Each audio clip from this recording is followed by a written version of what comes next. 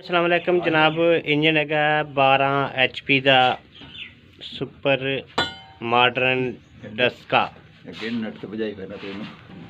और जनाब चाचा जी चक्कर ला रहे ने, कह रहे चाचा जी भी छोटा बच्चा है मेरा वो ही चक्कर दिंदा है ज़्यादा। अक्सर मैं तो घट ही स्टार्ट करदा, छोटे बच्चे ही इनू जनाब स्टार्ट कर देंगे। 12 हॉर्स पावर का इंजन है।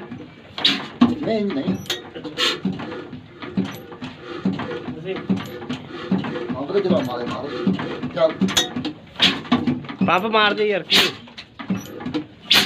साथ तू भी चंगा ड्राइवर रहा गड्डी का साथ दसा कराती अल्लाह के बल्ले पंप मार के गड्डी स्टार्ट कर तू। थोड़ी नोक घट है इंजन की, पंप की थोड़ी नोक घट है। नोक लीवर वाले अंदर केब वाली गोली की ओदी वजह तो यह इंजन स्टार्ट नहीं होया। पंप इस वास्ते मारना पाया जनाब। तो 12 HP का इंजन है सुपर मॉडर्न डस्के वाला दा जनाब। ते अगर साडी वीडियो थानू अच्छी लगे साडी वीडियो को लाइक करना। ते अगर कोई दोस्त साडे चैनल से नवा आया तो उन्होंने रिक्वेस्ट है कि साडे चैनल को सब्सक्राइब करें। ये चाचा रफीक मुबारकाबाद स्टाफ से जनाब सॉरी रफीकाबाद स्टाफ से जनाब इंजन लग्या। आरा चक्की इस इंजन से चलता।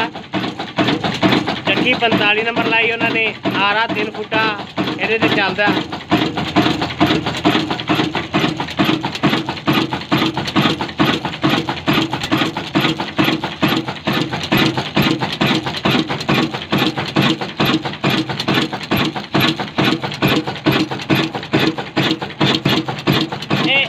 हैड जरा है चाचा जी जन्म नहीं है। हाँ जी हाँ जी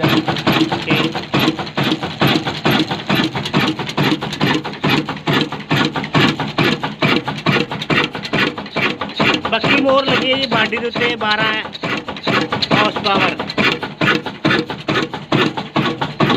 ए व्हील देख सकते हो जनाब चलता है इस इंजन का। एक क्रैंक है जनाब तकरीबन 4 इंची हो सकता है, मोटी हो घट ही है ज़्यादा नहीं है। सिंगल स्टड्डा जी टोपियां के नट सिंगल लगे हुए हैं। मकसद पुराने मॉडल नवे मॉडल च नहीं है इंजन।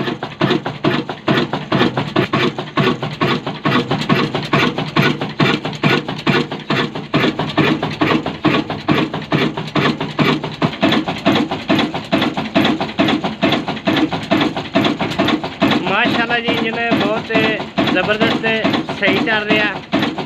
क्रैंक भी बड़ी ज़बरदस्त चल रही है। कोई यानी कि बबलिंग शिकायत कोई नहीं गई है कि क्रैंक के वापसी उन्होंने पुराने मॉडल की पाई है, जिसकी कि पहले लाहौरी इंजनों आती होंदी सी पित्तल की वापसी।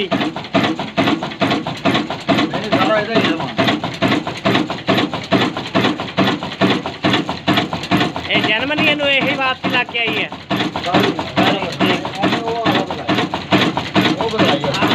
क्योंकि वही मैं कह रहा ना जर्मन नहीं है कि चाचा जी ये दोबारा यानी कि वापसी दूसरी पाई है। सोहनी लगती वापसी पित्तल की वापसी इस वास्ते पाई है। ऐटोमैटर भी इनू वड्डा ही लग्या, देसी नहीं लग्या।